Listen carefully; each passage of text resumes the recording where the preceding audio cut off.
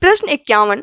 भारत के राष्ट्रीय ध्वज के निर्माण का एकमात्र अधिकार किसके पास है? आपके ऑप्शंस हैं: ए कर्नाटक खादी ग्रामोद्योग संयुक्त संघ, 2 महाराष्ट्र खादी संगठन, 3 कर्नाटक खादी बनाने वाली कंपनी, 4 इनमें से कोई नहीं। आपका समय शुरू होता है अब। 5, 4, 3, 2, 1। आपका सही जवाब है एक कर्नाटक खादी ग्रामोद्योग संयुक्त संघ। 2009 के बाद कर्नाटक खादी ग्रामोद्योग संयुक्त संघ एकमात्र संस्था रही है जो झंडे का निर्माण कर रही है। कर्नाटक खादी ग्रामोद्योग संयुक्त संघ भारत का एकमात्र समूह है जिसे झंडों को बनाने का अधिकार प्राप्त है। इसे 1 नवंबर 1957 को गांधी जी के अनुयायियों के एक समूह द्वारा शुरू किया गया था। जो लोग हुबली में कार्य करते थे उन्होंने झंडे को बनाने के दौरान निर्माण प्रक्रिया पर पूरा ध्यान रखा। इस समूह का लक्ष्य खादी और ग्राम उद्योग सेक्टर में अधिक से अधिक नौकरी देने की है ताकि बेरोजगारी खत्म हो सके। प्रश्न 52।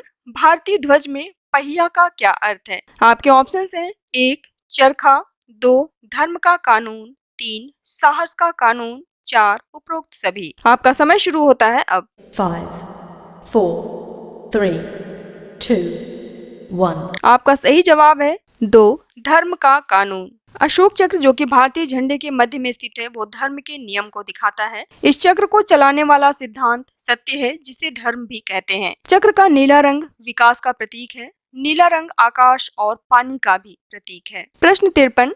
भारत का ध्वज कोड कब से प्रभावी हुआ? आपके ऑप्शंस हैं: 1 2002, 2 2021, 3 1947, 4 1950। आपका समय शुरू होता है अब। 5, 4, 3, 2, 1। आपका सही जवाब है 1 2002। भारतीय झंडे के नियम को 26 जनवरी 2002 को लागू किया गया था और इसके बाद 30 दिसंबर 2021 को इसमें कुछ बदलाव किए गए। भारतीय झंडे का नियम एक प्रयास है जो कि सभी नियम, रीति, अभ्यास और दिशा को समन्वित करना चाहता है, जिसका उद्देश्य लोगों को दिशा निर्देश देना और उन्हें इसके प्रयोग को लेकर सहज बनाने की है। भारत का झंडा नियम 2002 और 1971 का राष्ट्रीय सम्मान नियम, जिसे झंडे के अपमान को रोकने के लिए बनाया गया था। ये दोनों नियम भारतीय झंडे को दिखाने, फहराने और इसके इस्तेमाल करने के लिए बनाए गए थे। प्रश्न 54। राष्ट्रीय ध्वज अंगीकरण दिवस कब मनाया जाता है? आपके ऑप्शंस हैं: 1 26 जनवरी 2002,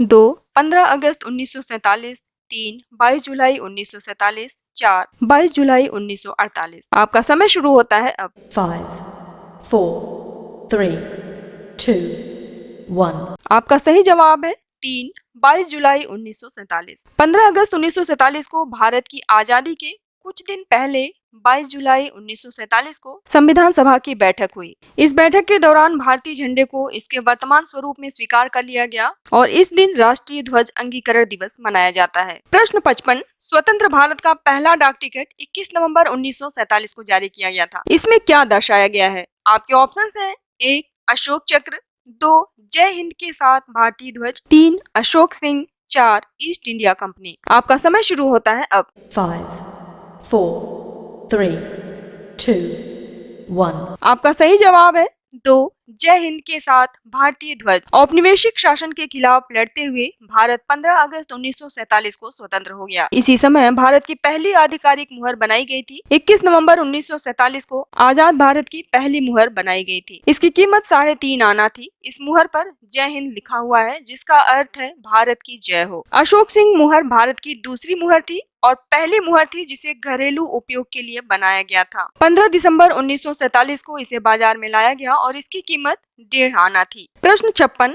भारतीय राष्ट्रीय कांग्रेस द्वारा सर्वप्रथम झंडे को कब स्वीकार किया गया था? आपके ऑप्शंस हैं: 1 1942, 2 1947, 3 1935, 4 1931। आपका समय शुरू होता है अब। 5, 4, 3, 2, 1। आपका सही जवाब है 4 1931। भारत का झंडा अगस्त 1931 में पहली बार भारतीय राष्ट्रीय कांग्रेस द्वारा आधिकारिक रूप से अपनाया गया था। रंग और पट्टियों का क्रम भी उसी समय से चला आ रहा है। 22 जुलाई 1947 को भारतीय झंडे को पहली बार आधिकारिक रूप से फहराया गया था। यह कहा गया था कि इस झंडे का धर्म से कोई लेना देना नहीं है। प्रश्न 57। 22 अगस्त 1907 को स्टटगार्ट जर्मनी में अंतर्राष्ट्रीय समाजवादी सम्मेलन में भारतीय राष्ट्रीय ध्वज कौन फहराया था? आपके ऑप्शंस हैं: 1 madam Kama, 2 Mary Curie, 3 Indira Gandhi, 4 Annie Besant. आपका समय शुरू होता है अब। 5, 4, 3, 2,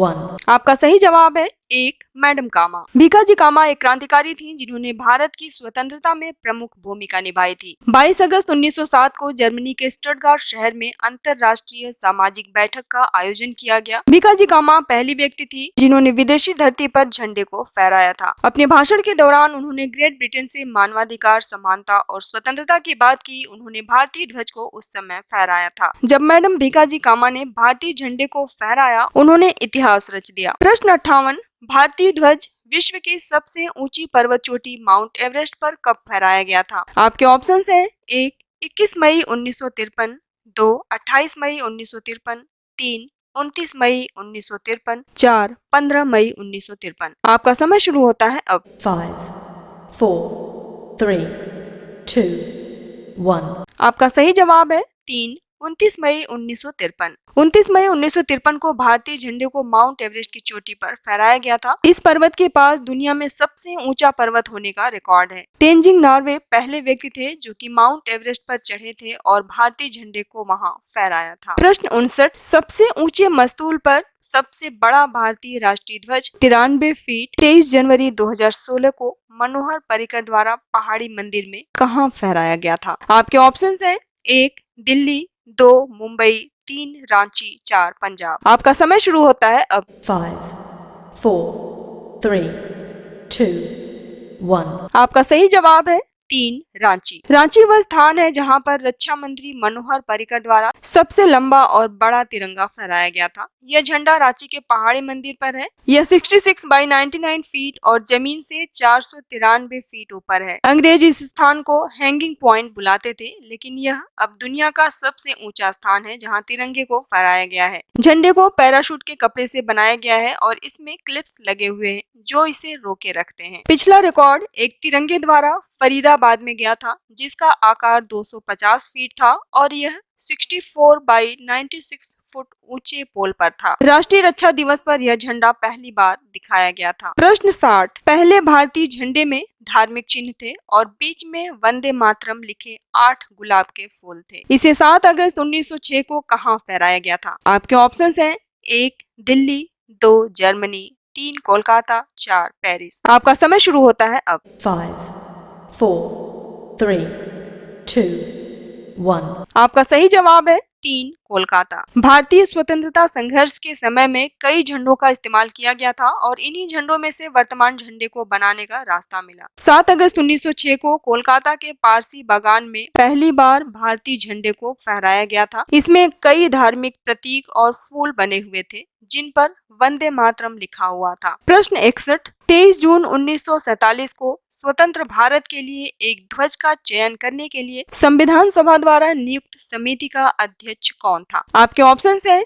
1 BR अम्बेडकर, 2 KM मुंशी, 3 राजेंद्र प्रसाद, 4 सरोजनी नायडू। आपका समय शुरू होता है अब। 5, 4, 3, 2, 1. आपका सही जवाब है 3 राजेंद्र प्रसाद। अगस्त 1947 को आजादी से कुछ दिनों पहले डॉक्टर राजेंद्र प्रसाद की अध्यक्षता में संविधान सभा की बैठक हुई। मौलाना अब्दुल कलाम आजाद, सरोजनी नायडू, C राजागोपालाचारी, KM मुंशी और BR अम्बेडकर वो व्यक्ति थे जो आजाद भारत के झंडे को चुनने की अध्यक्षता कर रहे थे। प्रश्न 62, भारत के राष्ट्रीय ध्वज का सबसे छोटा आकार मिलीमीटर में क्या है? आपके ऑप्शंस हैं 1 100 बाई 120, 2 150 बाई 100, 3 150 बाई 150, 4 180 बाई 200। आपका समय शुरू होता है अब। 5, 4, 3, 2, 1. आपका सही जवाब है 2 150 बाई 100। प्रत्येक राष्ट्र के लिए अपना अलग अलग झंडा होता है और ये झंडे कई आकार के पाए जाते हैं। 2002 में स्थापित भारत के झंडा नियम के अनुसार भारतीय झंडे का निम्नतम आकार 150 बाई 100 मिलीमीटर है। प्रश्न 63, हमारे राष्ट्रीय ध्वज में नीला चक्र क्या दर्शाता है? आपके ऑप्शंस हैं 1 गति में जीवन और ठहराव में मृत्यु, 2 निरंतर आंदोलन और प्रगति, 3 कर्तव्य का पहिया, 4 उपरोक्त सभी। आपका समय शुरू होता है अब। 5, 4, 3, 2, 1. आपका सही जवाब है 4 उपरोक्त सभी। अशोक चक्र में 24 तीलियां हैं जो कि भारतीय झंडे के मध्य में है। अशोक चक्र अन्य प्रतीकों की तरह भारत की स्वतंत्रता को दिखाती है। चक्र यह बताता है कि गति जीवन और ठहराव मृत्यु है। अशोक चक्र का दूसरा नाम कर्तव्य का चक्र भी है। यह दिखाती है कि सब कुछ बदल रहा है और विकसित हो रहा है। प्रश्न 64, भारत के वर्तमान राष्ट्रीय ध्वज को कब अपनाया गया था? आपके ऑप्शंस हैं 1 22 जुलाई 1947, 2 24 जुलाई 1946, 3 15 अगस्त 1947, 4 23 जुलाई 1948। आपका समय शुरू होता है 5, अब। 4, 3, 2, 1. आपका सही जवाब है 1 22 जुलाई 1947। 22 जुलाई 1947 को भारतीय झंडे को इसी तरह संविधान सभा में बनाया गया था। यह दिन हमारे इतिहास में बहुत महत्वपूर्ण है। इस दिन भारत की संविधान सभा ने स्वराज झंडे को भारत का राष्ट्रीय झंडा माना था। चरखे की जगह अशोक चक्र को लगाया गया। प्रश्न 65, भारत के राष्ट्रीय ध्वज की लंबाई और चौड़ाई का अनुपात कितना है? आपके ऑप्शंस हैं 1 3:4, 2 2:2, 3 3:2, 4 2:3। आपका समय शुरू होता है अब। 5, 4, 3, 2, 1. आपका सही जवाब है 3:2। झंडे की लंबाई और चौड़ाई का अनुपात 3:2 है, जिसमें लंबाई चौड़ाई की 1.5 गुना अधिक है। उम्मीद करती हूँ आपको ये वीडियो बहुत पसंद आया होगा, तो प्लीज वीडियो को लाइक कर दीजिए, अपने दोस्तों में शेयर कर दीजिए और चैनल को फटाफट सब्सक्राइब कर दीजिए। और आपके पास अगर कोई सुझाव है या फिर जनरल नॉलेज के क्वेश्चन है तो उसे कमेंट बॉक्स में जरूर लिखिए। धन्यवाद।